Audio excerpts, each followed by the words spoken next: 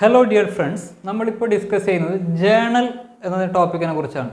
അപ്പോൾ നമ്മുടെ ബിസിനസ്സിൽ ഒരുപാട് ട്രാൻസാക്ഷൻസ് നടക്കുന്നുണ്ട്. അപ്പോൾ ഈ ട്രാൻസാക്ഷൻസ് ഒക്കെ നമ്മൾ ഫസ്റ്റ് റെക്കോർഡ് ചെയ്യുന്നത് ജേണൽ എന്ന ബുക്കിലേക്കാണ്. അതുകൊണ്ട് തന്നെ നമ്മൾ ജേണലിനെ book of original entry, book of primary entry എന്നൊക്കെ പറയാറുണ്ട്. അപ്പോൾ ഈ ജേണലിൽ നമ്മൾ റെക്കോർഡ് ചെയ്യുന്നത് ക്രോണോളജിക്കൽ ഓർഡറിലാണ്. അതായത് ഏത് ട്രാൻസാക്ഷനാണോ ആദ്യം നടക്കുന്നത് ആ ഒരു ഓർഡറിലാണ് നമ്മൾ ജേണലിലോട്ട് ട്രാൻസാക്ഷൻസ് റെക്കോർഡ് ചെയ്യുന്നത്. അപ്പോൾ ഓരോ ട്രാൻസാക്ഷനും ഈ ജേണലിലോട്ട് റെക്കോർഡ് ചെയ്യുന്ന ആ ഒരു പ്രോസസ്സിനെ നമ്മൾ ജേണലൈസിങ് എന്നാണ് പറയുക. അത് ജേണലിലേക്ക് റെക്കോർഡ് ചെയ്ത് കഴിഞ്ഞാൽ നമ്മളതിനെ ജേണൽ എൻട്രി എന്നാണ് പറയുക. ഓക്കെ, അപ്പോൾ ഈ ജേണലിന് കൃത്യമായൊരു ഫോർമാറ്റ് ഉണ്ട്. വരുന്നതെന്ന് വെച്ചാൽ ഒരു ഡേറ്റ് കോളം, ഏത് ഡേറ്റിനാണോ നമ്മുടെ ട്രാൻസാക്ഷൻ നടക്കുന്നത് ആ ഡേറ്റ് കൊടുക്കുക. പെർട്ടിക്കുലേഴ്സ്, എന്താണ് അവിടെ നടന്നത് കൊടുക്കുക. ലെഡ്ജർ ഫോളിയോ, അവിടെ നമ്മൾ പ്രത്യേകിച്ച് ഒന്നും എഴുതേണ്ടയില്ല, കാരണം അത് നമ്മൾ ലെഡ്ജറിൽ ഏത് പേജ് നമ്പറാണ് എന്ന് നോട്ട് ചെയ്യാൻ വേണ്ടി മാത്രമാണ്. ഡെബിറ്റ് എമൗണ്ട്, ക്രെഡിറ്റ് എമൗണ്ട്, ഈ ഒരു ഓർഡറിലാണ് നമ്മൾ ജേണലിൻ്റെ ഫോർമാറ്റ് വരുന്നുള്ളത്. ഓക്കെ, അപ്പോൾ എങ്ങനെയാണ് നമുക്കൊരു ജേണൽ എൻട്രി പാസ് ചെയ്യുന്നതെന്ന് നോക്കാം. അപ്പോൾ ഫോർ എക്സാമ്പിൾ ഞാനൊരു ട്രാൻസാക്ഷൻ പറയാം. 1/1/2014 ആനന്ദ് കമൻസ്ഡ് എ ബിസിനസ്. 1/1/2014. അപ്പോൾ ആ ഡേറ്റ് കോളത്തിന് ഡേറ്റ് കൊടുക്കുക 1/1/2014. Anand commenced A business. Anand എന്ന് പറയുന്ന ഒരാൾ ഒരു ബിസിനസ് സ്റ്റാർട്ട് ചെയ്തു. അപ്പോൾ ഈ ബിസിനസ് സ്റ്റാർട്ട് ചെയ്യുമ്പോൾ ബിസിനസ്സിലേക്ക് അദ്ദേഹം എമൗണ്ട് കൊണ്ടുവരുന്നു, ക്യാപിറ്റൽ കൊണ്ടുവന്നു. ഓക്കെ, അപ്പോൾ ക്യാപിറ്റൽ ഇൻക്രീസ് ആയി. അതേപോലെ ബിസിനസ് ക്യാപിറ്റലായിട്ട് കൊണ്ടുവരുന്ന ക്യാഷാണ്. ക്യാഷ് എന്ന് പറയുന്ന ഒരു അസറ്റും ഇൻക്രീസ് ആയി. അപ്പോൾ നമുക്ക് ഈ ജേണലിന് ഏത് ഡെബിറ്റ് ചെയ്യണം ഏത് ക്രെഡിറ്റ് ചെയ്യണം എന്നുള്ള വ്യക്തമായ റൂളുണ്ട്. അപ്പോൾ അസറ്റ് കൂടുമ്പോൾ ഡെബിറ്റ് ചെയ്യണം, ക്യാപിറ്റൽ അല്ലെങ്കിൽ ലാബിലിറ്റി കൂടുമ്പോൾ ക്രെഡിറ്റ് ചെയ്യണം. ഓക്കെ, അപ്പോൾ ഇവിടെ നമുക്ക് ക്യാഷ് കൊണ്ടുവരുമ്പോൾ ക്യാഷ് എന്നുള്ള അസറ്റ് കൂടി, അപ്പോൾ ക്യാഷിന് എന്ത് ചെയ്യുക, ഡെബിറ്റ് ചെയ്യുക. അപ്പോൾ ക്യാഷ് അക്കൗണ്ട് ഡെപ്റ്റർ. എന്നിട്ട് ക്രെഡിറ്റ് എഴുതുമ്പോൾ ലേശം വലത് ഭാഗത്തേക്ക് ചേർത്ത് ടു ക്യാപിറ്റൽ. അദ്ദേഹം ക്യാപിറ്റൽ കൊണ്ട് ക്യാപിറ്റൽ കൂടുമ്പോൾ ക്യാപിറ്റലിന് എന്ത് ചെയ്യണം, ക്രെഡിറ്റ് ചെയ്യണം, ടു ക്യാപിറ്റൽ. ഓക്കെ, എന്നിട്ട് ഈ എമൗണ്ട് അദ്ദേഹം 50,000 ആണ് എങ്കിൽ ഈ ക്യാഷ് അക്കൗണ്ടിൻ്റെ നേരെ ഡെബിറ്റ് കോളത്തിൽ എന്ത് ചെയ്യുക, 50,000 എന്ന് എഴുതുക. ക്യാപിറ്റലിൻ്റെ നേരെ ക്രെഡിറ്റ് കോളത്തിൽ എന്ത് ചെയ്യുക, 50,000 എന്ന് എഴുതാം. ദെൻ നമ്മൾ ഇതിൻ്റെ ചെറിയൊരു എക്സ്പ്ലനേഷൻ എന്താണെന്നാണ് സിമ്പിളായിട്ട് ഒരു നോട്ട് കൊടുക്കുക. അത് നമ്മൾ നറേഷൻ എന്നാണ് പറയുക. അപ്പോൾ അത് ബ്രാക്കറ്റ് ഓപ്പൺ ചെയ്തിട്ട് കൊടുക്കുക, എന്താണ്, കമൻസ്ഡ് ബിസിനസ്. സിമ്പിളായിട്ട് ഒരു എക്സ്പ്ലനേഷൻ കൊടുത്താൽ മതി, ബ്രാക്കറ്റിനകത്ത് കൊടുക്കുക. എന്നിട്ട് നമ്മൾ ക്ലോസ് ചെയ്യുമ്പോൾ ഈ കോളംസ് ഒന്നും ക്ലോസ് ചെയ്യാൻ പാടില്ല, ഈ പെർട്ടിക്കുലർ കോളം മാത്രം എന്ത് ചെയ്യുക, അണ്ടർലൈന് കൊടുക്കുക. ഓക്കെ, ദെൻ വേറൊരു ട്രാൻസാക്ഷൻ നോക്കാം. പർച്ചേസ്ഡ് ഗൂഡ്സ്, നമ്മൾ വിൽക്കാൻ വേണ്ടി ഗൂഡ്സ് വാങ്ങിച്ചു. അപ്പോൾ ഗൂഡ്സ് പർച്ചേസ് ചെയ്യുമ്പോൾ പർച്ചേസ് ഇതിന് ഡെബിറ്റ് ബാലൻസ് ആണ്. പർച്ചേസ് അക്കൗണ്ട് ഡെപ്റ്റർ ടു, നമ്മൾ പർച്ചേസ് ചെയ്യുമ്പോൾ എന്ത് കൊടുക്കും, ക്യാഷ് കൊടുക്കും. അപ്പോൾ ക്യാഷ് ബിസിനസ്സിൽ നിന്ന് കുറഞ്ഞ്.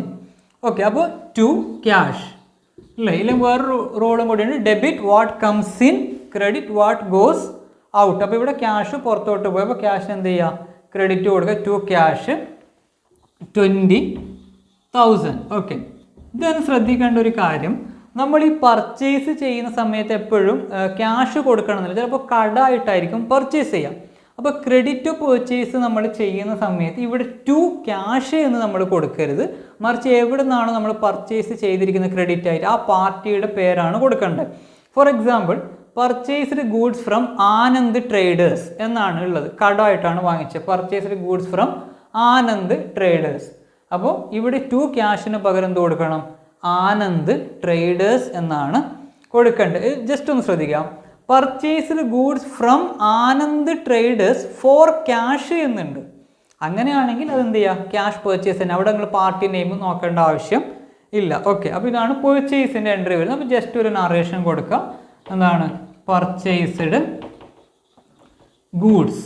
ഓക്കെ, ദെൻ ഇതേപോലെ സെയിൽസ് വരുമ്പോൾ, സെയിൽസ് ചെയ്യുമ്പോൾ എന്താണ്, ക്യാഷ് ഇങ്ങോട്ട് വരുന്നതാണ്. നമ്മൾ സെയിൽ ചെയ്യുമ്പോൾ ക്യാഷ് ബിസിനസ്സിലോട്ട് വന്നു, ഗൂഡ്സ് പുറത്തിലോട്ട് പോയി. അപ്പോൾ സെയിൽ ചെയ്യുമ്പോൾ എന്താണ് ജേണൽ എൻട്രി വരിക, cash account debtor to sales. Cash account debtor to sales എത്രയാണ്? ഒരു എക്സാമ്പിൾ 10,000 ആണ്. 10,000 സെയിൽ നടന്ന് cash account debtor to sale.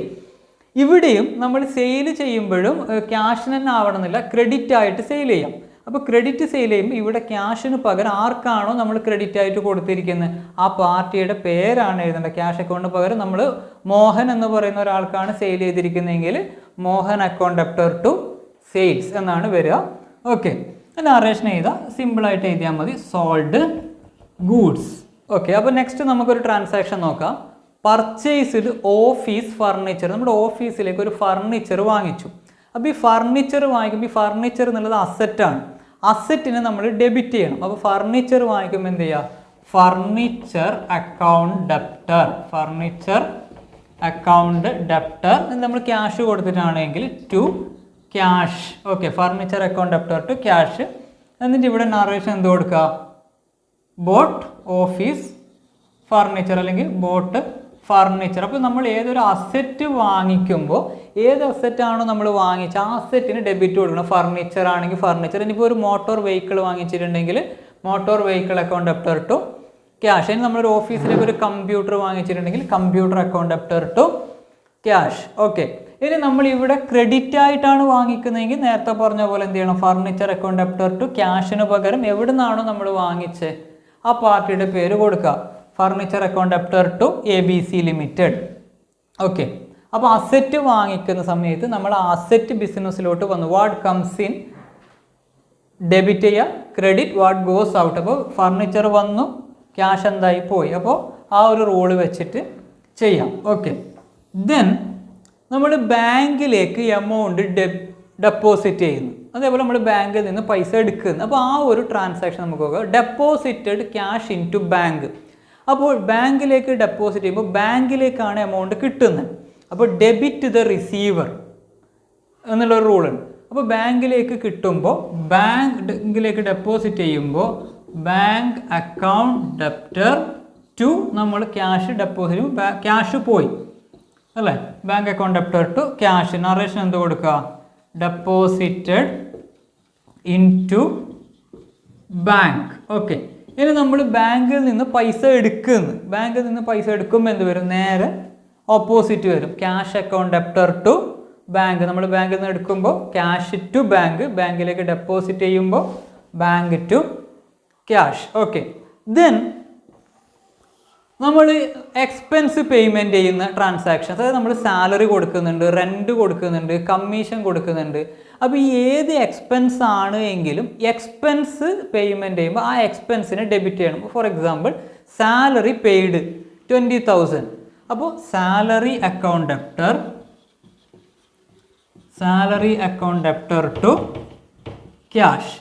ഇനി നമ്മൾ റെൻറ്റ് കൊടുത്തതെങ്കിൽ rent account debtor to cash. ഇനി കമ്മീഷനാണ് കൊടുത്തതെങ്കിൽ commission account debtor to cash. നമ്മൾ ഇലക്ട്രിസിറ്റി ബില്ല് അടച്ചിട്ടുണ്ടെങ്കിൽ electricity bill account debtor to cash. Okay, ഇനി നമ്മൾ ഈ സാലറി കൊടുക്കുമ്പോൾ ചിലപ്പോൾ നമ്മൾ ചെക്ക് ത്രൂ ആണ് കൊടുക്കുന്നത്. അപ്പോൾ salary account debtor to bank. കാരണം അവിടെ ക്യാഷ് കുറയില്ല, നമ്മുടെ ബാങ്ക് ബാലൻസ് അല്ലേ കുറയുള്ളൂ. അപ്പോൾ salary account debtor to bank എന്ന് വരും. നമ്മൾ സാലറി പെയ്ഡ് ബൈ ചെക്ക് എന്നുണ്ടെങ്കിൽ. ഓക്കെ, അപ്പോൾ എക്സ്പെൻസ് ഏതാണെങ്കിൽ ആ expense account debtor to cash എന്ന് കൊടുക്കുക. Okay, clear. ഓക്കെ, നെക്സ്റ്റ് നമ്മുടെ ഓണർ അദ്ദേഹത്തിൻ്റെ വ്യക്തിപരമായ ആവശ്യത്തിന് എമൗണ്ട് വിഡ്രോ ചെയ്ത് നമ്മൾ ഡ്രോയിങ്സ് എന്ന് പറയും. അപ്പോൾ ഈ ഡ്രോയിങ്സ് എടുത്തു കഴിഞ്ഞാൽ നമ്മൾ ഡ്രോയിങ്സിന് ഡെബിറ്റ് ബാലൻസ് ആണ്. അപ്പോൾ ജേണൽ എൻട്രി വരിക drawings account debtor to cash. Okay, drawings account debtor to cash. ഇപ്പോൾ ഡേറ്റ് കൊടുത്തിട്ട് ഡേറ്റ് നിങ്ങൾ ആ ട്രാൻസാക്ഷൻ്റെ ഡേറ്റ് നോക്കിയിട്ട് കൊടുക്കണം. ദെൻ ഡ്രോയിങ്സ് അദ്ദേഹം ബാങ്കിൽ നിന്നാണ് എമൗണ്ട് വിഡ്രോ ചെയ്തതെങ്കിൽ drawings account debtor to bank എന്ന് കൊടുക്കണം. Narration amount withdrawn by the owner for his personal use എന്ന് കൊടുക്കുക. ഓക്കെ, അപ്പോൾ ഡ്രോയിങ്സിൻ്റെ കേസിൽ ഇങ്ങനെയാണ് ജേണൽ എൻട്രി വരിക. ദെൻ നമുക്ക് ഇൻകം, നമുക്കിപ്പോൾ റെൻറ്റ് റിസീവ്ഡ് ഉണ്ടാവാം, കമ്മീഷൻ റിസീവ്ഡ്, ഇൻട്രസ്റ്റ് റിസീവ്ഡ്. അപ്പോൾ ഇൻകം വരുമ്പോൾ നമുക്ക് ക്യാഷാണ് കിട്ടുക അല്ലേ? അപ്പോൾ ഇൻകമിൻ്റെ കേസിൽ നമുക്ക് cash account debtor to rent. നമുക്ക് റെൻറ്റ് കിട്ടി, cash account debtor to rent. അല്ലെങ്കിൽ നമുക്ക് ഇൻട്രസ്റ്റ് കിട്ടി, cash account debtor to interest. അല്ലെങ്കിൽ നമുക്ക് കമ്മീഷൻ കിട്ടി, cash account debtor to commission. അപ്പോൾ നറേഷൻ ചെയ്താൽ എന്താണ് റെൻറ്റ് റിസീവ്ഡ് അല്ലെങ്കിൽ കമ്മീഷൻ റിസീവ്ഡ് എന്നുള്ള രീതിയിൽ നറേഷൻ കൊടുക്കുക. ഓക്കെ, ദെൻ നമ്മൾ പർച്ചേസ് റിട്ടേൺ ഉണ്ടാവാം. അപ്പോൾ പർച്ചേസ് ചെയ്യുമ്പോൾ നമ്മൾ ജേണൽ എൻട്രി എന്താ ചെയ്തത്? Purchase account debtor to cash എന്നാണ്. എന്നാൽ പർച്ചേസ് നമ്മൾ ചിലപ്പോൾ നമ്മൾ വാങ്ങിച്ച സാധനം എന്തെങ്കിലും നമ്മൾ ഉദ്ദേശിച്ച രീതിയിൽ ഇല്ല എന്നുണ്ടെങ്കിൽ നമ്മൾ തിരിച്ചു കൊടുക്കും. അപ്പോൾ അങ്ങനെ തിരിച്ചു കൊടുക്കുന്ന സമയത്ത് പർച്ചേസ് റിട്ടേൺ വരുമ്പോൾ ജേണൽ എൻട്രി എന്ത് വരും? നേരെ ഓപ്പോസിറ്റ് വരും. നമ്മൾ പർച്ചേസിന് എഴുതിയ എന്താണ്? Purchase account debtor to cash എന്നാണ്. പക്ഷേ ഇവിടെ പർച്ചേസ് റിട്ടേൺ ചെയ്യുമ്പോൾ cash account debtor to purchase return. Okay, അതേപോലെ സെയില് നമ്മൾ ചെയ്യുമ്പോഴും സെയിൽസിന് നമ്മൾ ജേണൽ എൻട്രി എന്താ കൊടുത്തത്? Cash account debtor to sales ആണ്. സെയിൽസ് റിട്ടേൺ ചെയ്യുമ്പോൾ sales return account debtor to sales return account debtor to cash. Okay, ഈ ജേണൽ എൻട്രി ആണ് വരിക. ഓക്കെ, അപ്പോൾ ഇവിടെ പാർട്ടി ഏതെങ്കിലും ഒരു ക്രെഡിറ്റ് പർച്ചേസ് ആണ് അല്ലെങ്കിൽ ഒരു ക്രെഡിറ്റ് സെയിലാണ് നമ്മൾ റിട്ടേൺ ചെയ്യുന്നതെങ്കിൽ ഇവിടെ ക്യാഷിന് പകരം എന്ത് ചെയ്യും? ആ പാർട്ടിയുടെ പേരാണ് വരിക. ഓക്കെ, അപ്പോൾ ഇതാണ് നമ്മൾ ജേണൽ എൻട്രി എഴുതേണ്ട രൂപം. അപ്പോൾ ഇത് കൃത്യമായ ഫോർമാറ്റിലൂടെ ആയിരിക്കണം നമ്മൾ ചെയ്യേണ്ടത്. അതേപോലെ ഇത് എഴുതുമ്പോഴും അതിൻ്റെതായ രീതിയിൽ തന്നെയാണ് നമ്മൾ എഴുതേണ്ടത്. ജേണൽ എൻട്രി നമ്മൾ ഡെബിറ്റ് ആസ്പെക്റ്റിന് നേരെ ഡെബിറ്റ് കോളത്തിലും ക്രെഡിറ്റ് ആസ്പെക്റ്റിന് നേരെ ക്രെഡിറ്റ് കോളത്തിലും എമൗണ്ട് കൃത്യമായിട്ട് ആ ഒരു രേഖയിൽ തന്നെ എഴുതാൻ വേണ്ടി ശ്രദ്ധിക്കുക. ദെൻ ജേണലിൻ്റെ നമ്മൾ പെർട്ടിക്കുലർ കോളം മാത്രമേ അണ്ടർലൈൻ ചെയ്യാൻ വേണ്ടി പാടുള്ളൂ. Okay, thank you.